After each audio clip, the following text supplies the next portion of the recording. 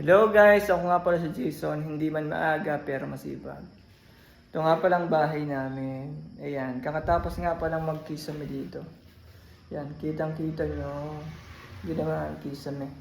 Nagpagawa nga pala kami, nag-order si Mahalan, kinabit na namin kanina. Nagpakisame ka nga pala kami ng bahay. Ayan, papansin nyo okay na siya. And then sa Lunes, si si pare ay pipintura na. Siguro mga 3 to 4 days yan. And then ipapadamay na namin. Sorry, medyo makalat itong kusina. Kasi yung wall niya, ito. Yung wall niya ay magaspang. Ganito namin. Para makinis siya. Ayan. Ayan, ayusin lahat to. Yan. Ayusin yan kasi sobrang gaspang. Siyempre maganda naman na ganito para magandang tingnan. Ayun. Ayan.